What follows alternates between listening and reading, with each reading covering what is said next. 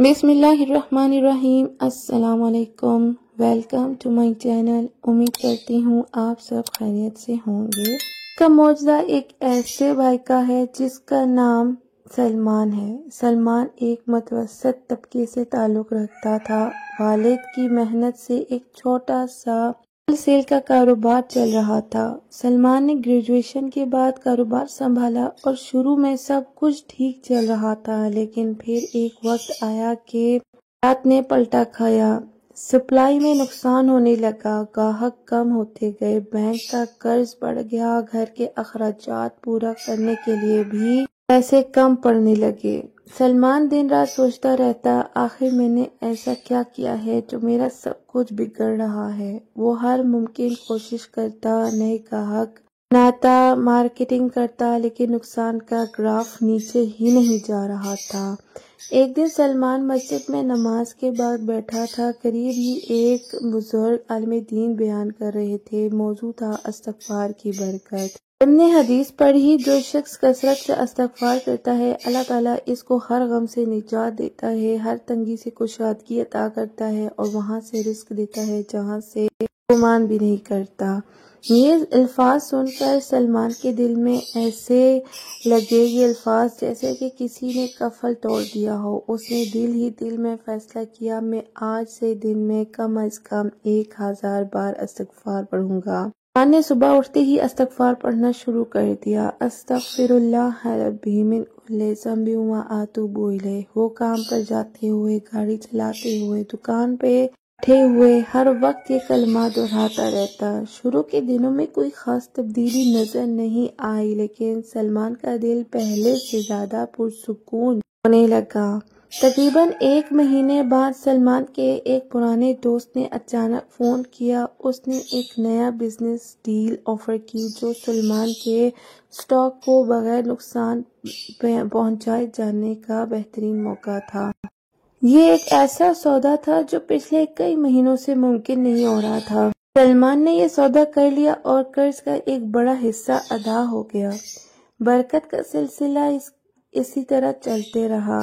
اس کے بعد جیسے دروازے کھلنے لگے، نئے گاہک آنے لگے، پرانے گاہک واپس آ گئے، مارکیٹ میں اس کا اعتماد بحال ہونے لگا۔ اور پھر چند مہینے بعد سلمان کہتا تھا، میرا کاروبار تو ٹھیک ہوا ہی، لیکن میں نے دل کا سکون بھی پا لیا۔ میں نے سیکھا کہ استغفار سے گناہوں کی معافی نہیں، بلکہ اللہ تعالیٰ کی مدد کو اپنی طرف کھینچنے کا ذریعہ ہے۔ اب بات کرتے ہیں مریم کے معجزے کے بارے میں۔ مریم کہتی ہیں، ہر بار جب خاندانیت، دوست، بچے کے بارے میں پوچھتے تھے، میرا دل ٹوٹ جاتا تھا۔ کئی بار میں نے رات کو چپکے سے روتے ہوئے اللہ تعالیٰ سے کہا، یا اللہ، کیا میں اس نعمت سے ہمیشہ محروم رہوں گی؟ شوہر نے ہمیشہ حوصلہ دیا، لیکن مریم کے دل میں ایک خلا ہوتا جا رہا۔ ایک دن محلے کی ایک بزرگ خاتون نے مریم کو استغفر اللہ سے متعلق ایک معجزہ سنایا۔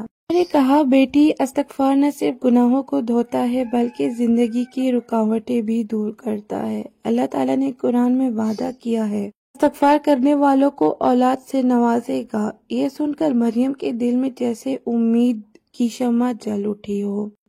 مریم نے طے کر لیا کہ وہ روزانہ کم از کم 500 مرتبہ استغفار کرے گی۔ وہ صبح فجر کے بعد، دن کے کام کاج کے دوران اور رات کو سونے سے پہلے استغفار پڑھتی تھی۔ مہینے گزرے تو مریم نے محسوس کیا کہ اس کا دل پہلے سے زیادہ پرسکون ہے۔ وہ پہلے کی طرح مایوس نہیں رہتی تھی۔ تقریباً 8 مہینے بعد رمضان کا مہینہ آیا۔ مریم نے تہجد میں خاص طور پر اللہ تعالیٰ سے دعا کی کہ وہ اسے ماں بننے کی خوشخبری دے۔ رمضان کے بعد ڈاکٹر کے پاس چیک اپ کے لیے گئی تو حیران کن طور پر ٹیسٹ پازیٹیو آیا۔ ان کے آنسو نہیں رک رہے تھے۔ وہ سجدے میں گر گئی اور کہا، یا اللہ، یہ سب تیری رحمت اور استغفار کی برکت ہے۔ آج مریم نہ صرف ایک بیٹے کی ماں ہے بلکہ وہ ہر ملنے والی خاتون کو یہ مشورہ دیتی ہے کہ اللہ تعالیٰ کے وعدے پر یقین رکھو، استغفار کرو، دل سے کرو، پھر دیکھو کہ تمہاری زندگی کیسی بدلتی ہے۔ یہاں پر اللہ تعالیٰ پر مکمل کامل یقین بھی رکھنا ہوتا ہے ہمیں۔ الفاظ سے دل سے نہ کہیں اور صرف زبان ہی الفاظ کرتی رہے تو اس سے کیا فائدہ حاصل؟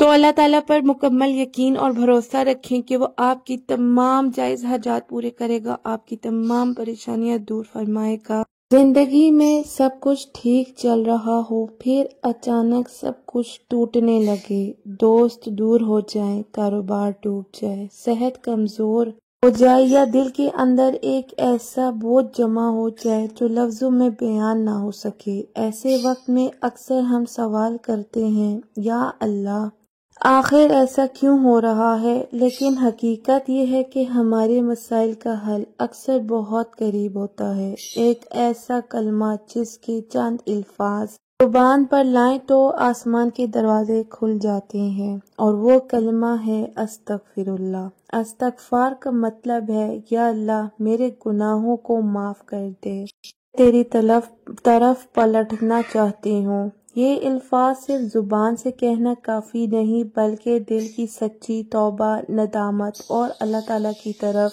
رجوع شامل ہونا چاہیے۔ اللہ تعالیٰ قرآن پاک میں فرماتے ہیں، سورہ نساء کی آیت، جو شخص کوئی برائی کرے یا اپنی جان پر ظلم کرے، پھر اللہ تعالیٰ سے مغفرت مانگے، اللہ تعالیٰ کو بخشنے والا، رحم کرنے والا پائے گا۔ یہ آیت اس بات کا اعلان ہے کہ گناہ چاہے کتنے بھی بڑے ہوں، اللہ تعالیٰ کی رحمت ان سے بڑی ہے۔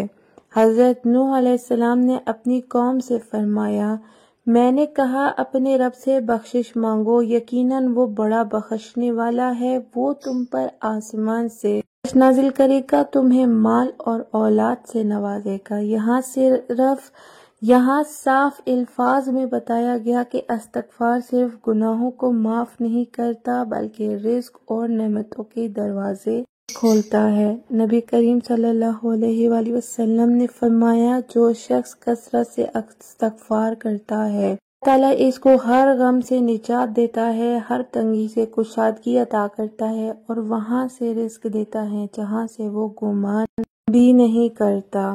یہ حدیث زندگی کے ہر مسئلے کا فارمولہ دیتی ہے۔ کثرت سے استغفار کا سکون اور اطمینان حاصل ہوتا ہے، اللہ تعالیٰ کے قریب ہونے کا احساس پیدا ہوتا ہے، نماز اور عبادت میں خشوع بڑھ جاتا ہے، مایوسی اور ڈپریشن کم ہوتا ہے، دل کا بوجھ ہلکا ہوتا ہے، منفی سوچ کی جگہ امید پیدا ہوتی ہے، دنیاوی فوائد ہمیں کاروبار اور روزگار میں برکت آتی ہے، رشتوں میں محبت اور ہم آہنگی بڑھتی ہے، بیماریوں سے شفا نصیب ہوتی ہے اللہ تعالیٰ کے حکم سے۔